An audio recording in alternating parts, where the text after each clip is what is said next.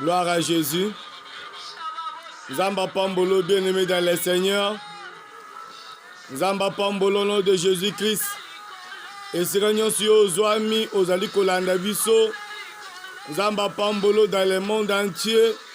Parce que nayebi ke Nzamba kosala ngolu ke connaissance naye etonde dans la mokili.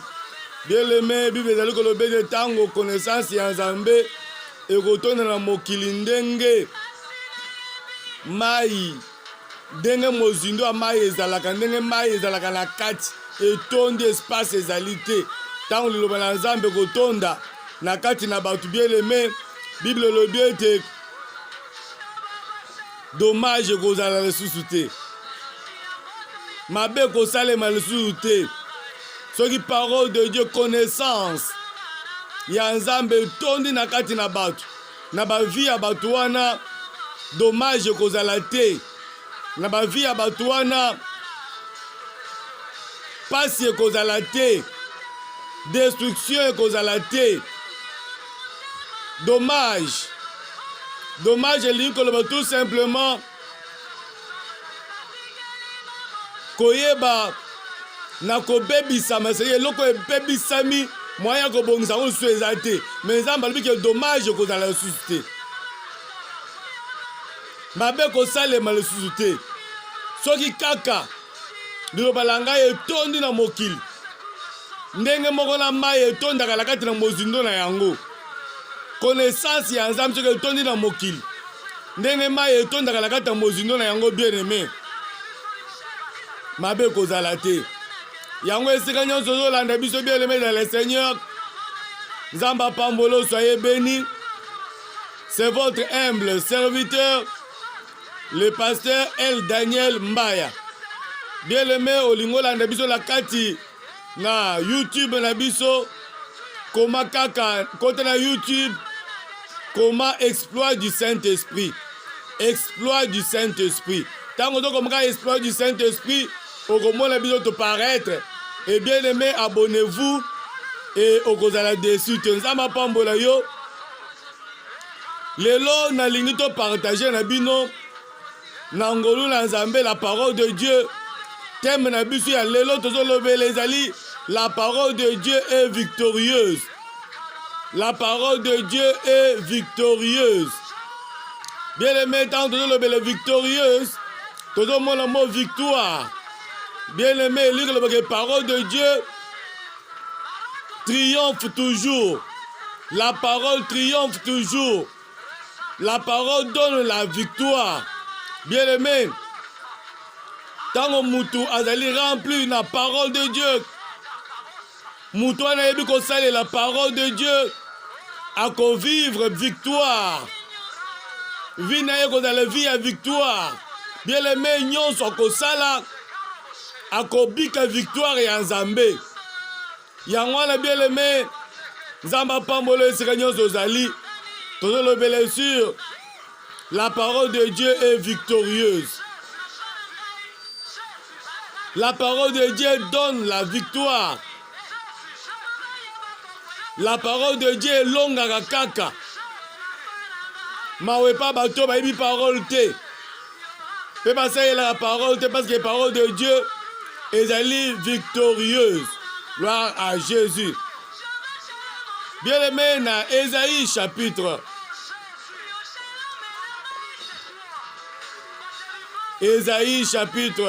53.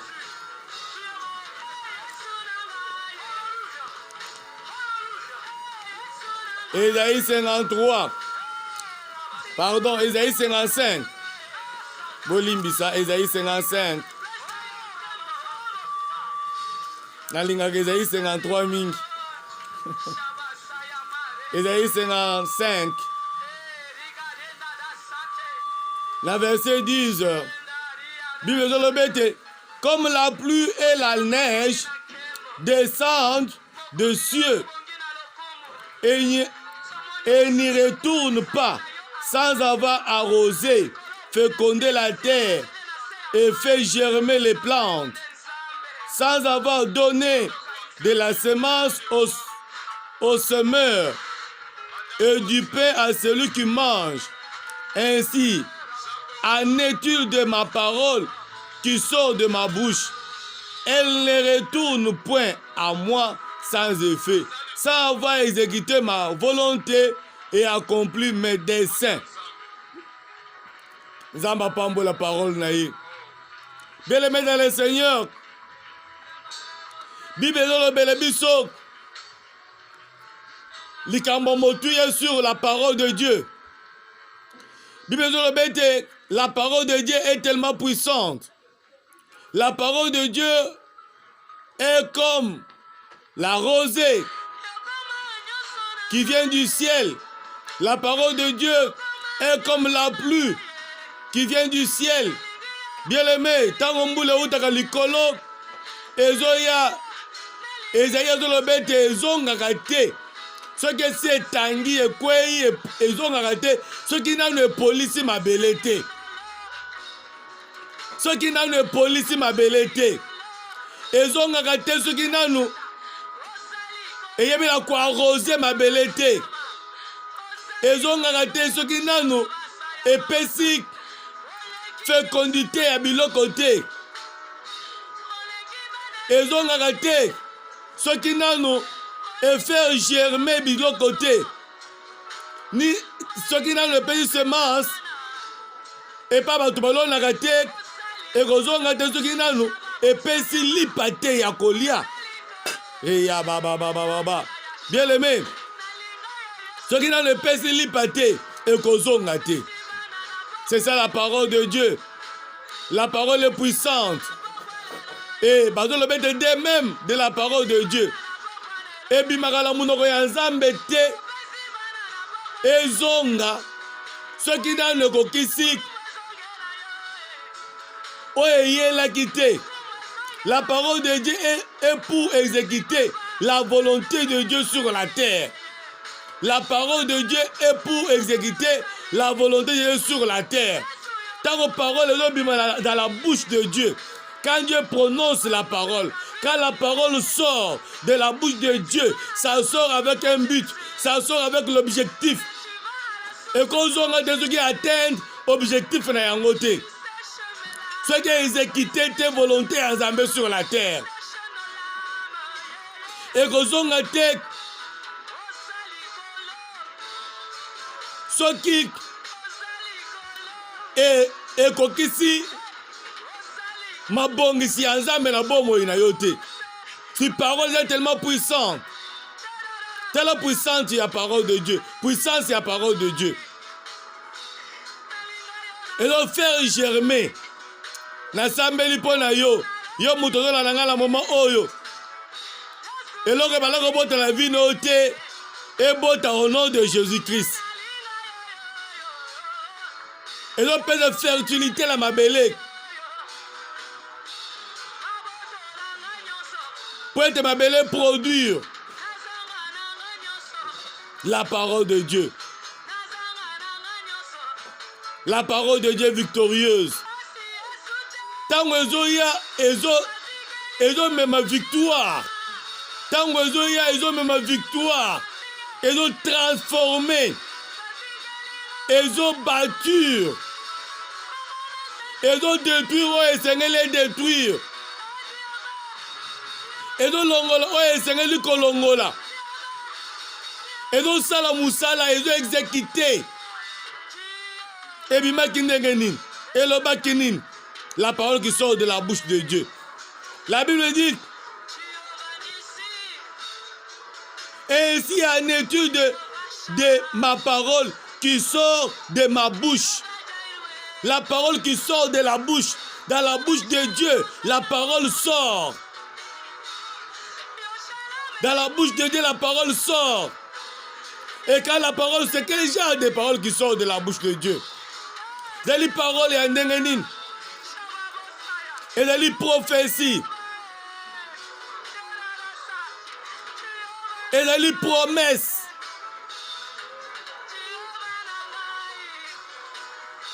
Et la prophétie, et les promesses.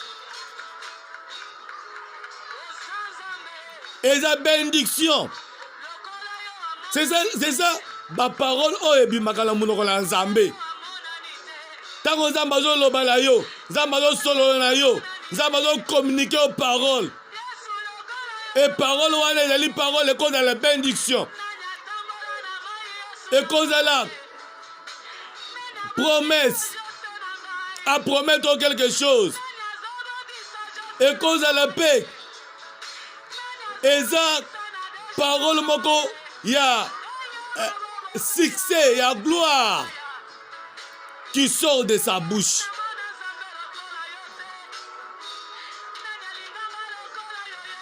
Et parole wana ekozonga te soki ekokisi te oyo eyelaki. nazoyebisa moto oke parole oyo ekobima na mateya ya lelo ekozonga te soki ekokisi te oyo eyelaki na bomoi na yo yo nde kokolanda biso.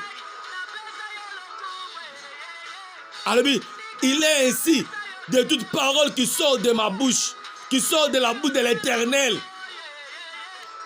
Parole wana ezongaka te soki exécuté oyo eyelaki te soki atteindre objectif te soki atteindre but te soki esali mosala oyo eyelaki te. Parole de Dieu, parole de Dieu, parole de Dieu, oh parole de Dieu est victorieuse. C'est la parole qui ne faillit jamais. Parole ebimaka na monoko na Nzambe ekufaka te.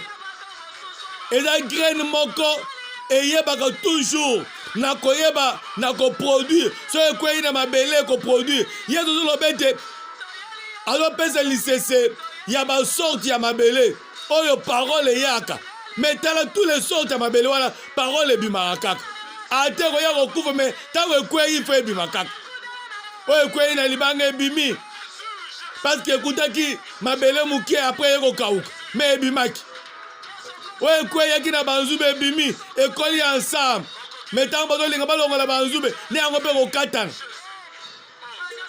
banzube etufe yango po ete eyebala koproduire te me ebimaki quand même malgré te na kati ya banzube ebimaki parole de Dieu ekufaka te. oyo ekweyaki na mabele ya malamu eye ebimisi bambuma mokama na mokama. Si parole de Dieu bien aimé, parole de Dieu est fantastique. Parole de Dieu est chouakate. Parole de Dieu tikala ko échoué depuis mokile banda. Parole de Dieu triomphe toujours. Aimez la parole. Aimez la parole de Dieu. Bien aimé la parole de Dieu. La parole qui sort de ma bouche, c'est quelle parole? C'est la bénédiction, c'est la promesse. Nzambe azo promettre quelque chose. Nzambe azo lakayo eloko moko. Bien aimé kotia tembete parce que parole aloko le bibi na monoko na ye et ko s'accomplir. C'est la bénédiction. Nzambe bénir yo. Kosakana te parce que dans quelques temps yo komona nzambe ko exécuter parole wala ko kokisama bato wala ko tela belubi tela oyo nzambe aloba la vie na ye yango lelo kokisami parce que parole de Dieu kufaka te. Parole de Dieu za kitoko makasi et ya ba parole de Dieu.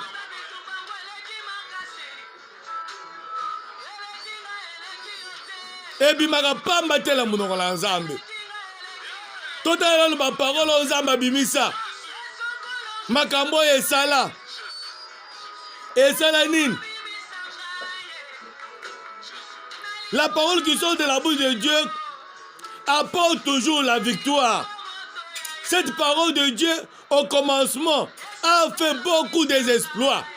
La parole de Dieu au commencement, bien aimé, la parole de Dieu avait fait beaucoup d'exploits, beaucoup de miracles. Parole oyo bato ebele bazo négliger lelo. Ere ya parole nde omoni mwana na Nzambe bazo nimba. Azolala pongi. Mwana na Nzambe incapable ya kosoma mega mpona kolanda parole na ligne. Mais okomona ye na mega. Azolanda biloko moko ezosekisa ye oyo koajoute un plus te. Alanda bathéâtre topekisi théâtre te. Mais bien aimé parole ezali puissant. Azolanda ba comédie, azolanda ba match. en ligne voilà somi méga mais pour la consommer méga qu'on a la parole de Dieu et ça passe. Or parole de Dieu et c'est important et c'est puissant. Ce qu'on doit l'année yango ce qui est bien qu'on compte la vie na yo et comme un changement total et qu'on transforme vie na yo. La parole de Dieu est puissante. Au commencement, la Bible dit au commencement était la parole. La parole était avec Dieu. Et la parole était Dieu. Rien de ce qui a été créé n'a été créé sans elle. Bien aimé. Et l'autre comme côté Kelama. Et Kelama sans parole de Dieu. Nyonso et Kelama. Et Kelama la parole de Dieu. Hébreu azoloba yango Hébreu 11. Azoloba pe yango. Autre le Bible bozo yaki na kata Jean chapitre 1 verset 1. Donc qu'est-ce qu'on a Hébreu 11? Hébreu.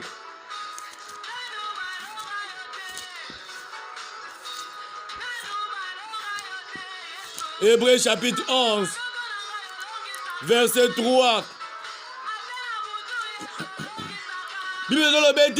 C'est par la foi que nous connaissons que le monde a été formé par la parole de Dieu, en sorte que ce qu'on voit n'a pas été fait de choses visibles. C'est par la foi que tu dois comprendre que nous oyo et que la maka la parole de Dieu. Tu as été formé, le monde a été formé par la parole. Naebisa mundu ke mabele oyo nyati wana zaki formé par la parole. Naebisa mundu ke mabele oyo nyati wana zaki formé par la parole. Lolo oyo zomo zaki formé par la parole. Ba étoile formé par la parole. Ba nyama formé par la parole. Ba nzete formé par la parole.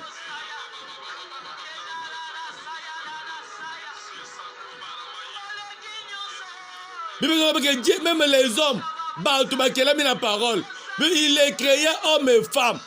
On appelle ça corté. A créé qui bat homme et femme. Mais par la parole. Oh, parole de Dieu, elle est victorieuse. Où t'as le commencement. Tant qu'on s'en bat, azalaki na mokili nanu akeli eloko moko te azalaki libanda ya temps azalaki na kati ya temps te parce que temps ezalaki te azalaki na éternité nanu akeli eloko moko te mais azalaki na parole afongolaki sa bouche. Il a ouvert sa bouche, il a prononcé la parole en disant que la terre soit et la terre fut, en disant que le ciel soit et le ciel fut. Il a fait sortir la parole. Abimisi parole na munoko na ye. Et parole oyo est créée. Oyo ozomona te. Et brado le bete po boyeba ke biloko nyonso oyo bozomona ekelama na biloko emonanaka te.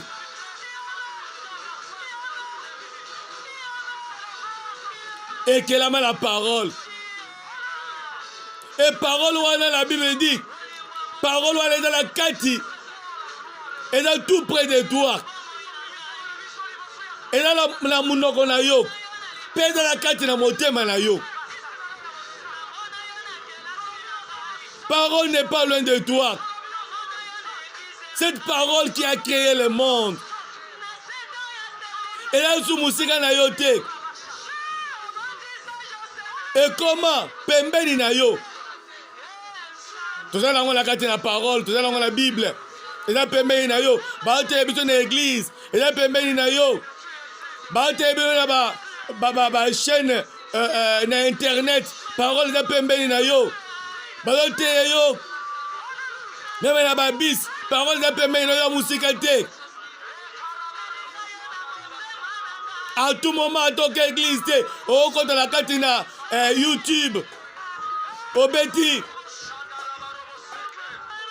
exploit du Saint-Esprit to commis Daniel Mbaya babimiso l'exploit du Saint-Esprit bien aimé et Hollandi parole et tout près de toi la parole de Dieu dans ta bouche. Construis sa parole de Dieu dans la colobate. Il est écrit tout âme forgée contre moi c'est sans effet. Mais il faut le faire descendre dans ton cœur. Parole de ta motema na yo. La parole est qu'on voit la carte de la conscience, pe la subconscience na yo. Parole est dans ta conscience, pe la subconscience na yo. Donc moi la ta olali, oloti ndoto ya mabe, mais na carte na ndoto lobi. Tout âme forgée contre moi c'est sans effet. Odala ndoto lali, oloti bato lo baloki okokufa.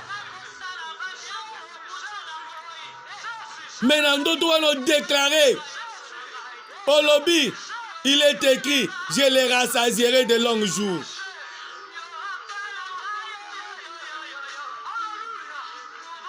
Parole est continue dans ta subconscience. Tango lali ezali. Et continue la conscience de ça dans ton cœur. Ba chrétien belé na ba konzi parole na mitema na bango te. Pe ba yebi ndenga konzi parole na mitema na bango te. Ba konzi parole na motema ndenge nini. C'est en le confessant plusieurs fois. Au vandi bozolo tout en forgé contre moi sera sans effet. Tout en forgé contre moi sera sans effet. Tout en forgé contre moi sera sans effet. Au déclarant 21 fois. Au déclarant boko lala. Au déclarant tango lamuki. C'est alors que cette parole ezo kota na conscience et que na kata subconscience evande. Attends tu seras capable ya ko déclarer yango zo secret yango. Et parole autant que tu as motema ya mutu et vandi. C'est l'abondance du cœur que la bouche parle. Maintenant quand tu seras devant les ennemis, la parole ici est comme épée. Bible dans les Éphésiens que parole et ensemble ezali épée à double tranchant. Ezali épée. Bolate bo simba épée qui est la parole de Dieu. Épée wana ezali te po ovalisa ngo, c'est pour battre. Épée ezali pour la kokata, pour la kobebisa, pour la koboma. Et là, on sait la prière de Zambe Moto, Mabanga Kita, et tout mon ennemi, avoir la parole en toi. Parole est dans la katina yo. Au tel problème, on a les besoins yo, on va lui attaquer la parole. Par exemple, tu es malade. Malade, tu ne sais pas moi yo. On va lui déclarer, il est écrit, j'éloignerai la maladie du milieu de vous. Il est écrit, j'éloignerai la maladie du milieu de vous. On doit agresser malade avec la parole, avec l'épée. Comme la parole triomphe toujours, comme la parole est victorieuse. Bien aimé, et on détruit maladie dans les autres nayo, pe malade de Colombo, pe otika la bonne santé. La parole, c'est l'abondance du cœur que la bouche parle. Il faut qu'on sait tout que parole de Dieu et inonder ton cœur. Yokamwe belé. Déclarer en tout moment. Tandis que la parole qui sort de la bouche de Dieu, c'est la bénédiction. C'est les promesses de Dieu.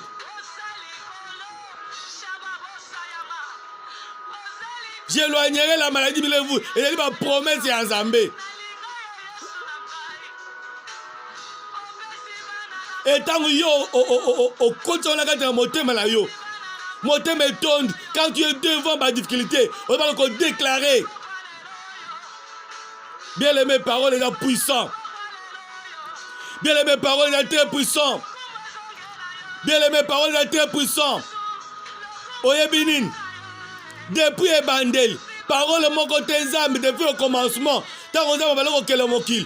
Parole mon côté Zamba bimisa yango na munoko na ye et bimasa ke etika ba effet. Parole wana ezate. tala depo olobaki ke lola ezala ti lelo lola eza kaka me biloko esimbi lola tozoyeba yango te makunzi nini esimbi lola me lola esimbami na parole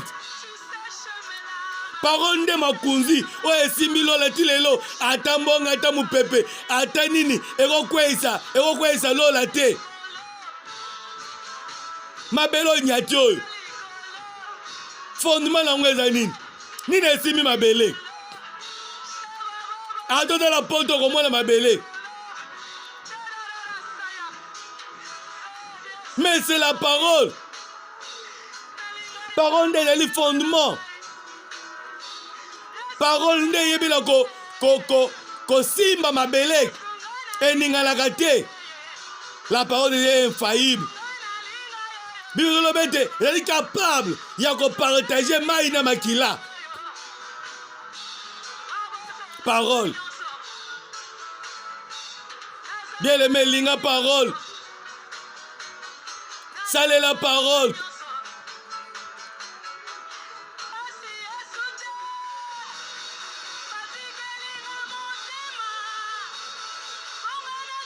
bien aimé Josué azoloba ke babone parole nyonso oyo nzambe ayebaki na kobimisa ata moko te ezaka kokokisama Josué 8:34 nazolobela mutu moko ke parole ya nzambe ata moko te ezaka kokokisama parole ya nzambe ata moko te ezaka kokokisama Josué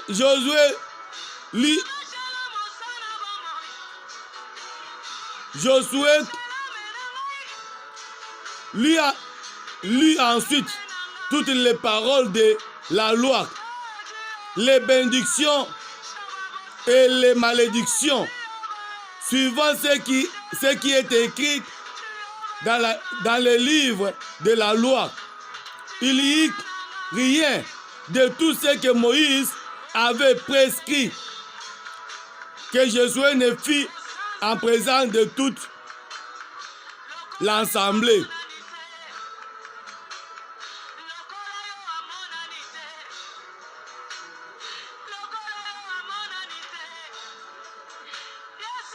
Bien-aimés, parole de Dieu, très important, très efficace. Et là, Josué écrivit sur les pierres une copie de la loi que Moïse avait écrite devant les enfants d'Israël. Tout Israël, ses anciens, ses officiers et ses juges se tenaient des deux côtés de l'arche, devant les sacrificateurs, les Lévites qui portaient l'arche de l'alliance de l'Éternel.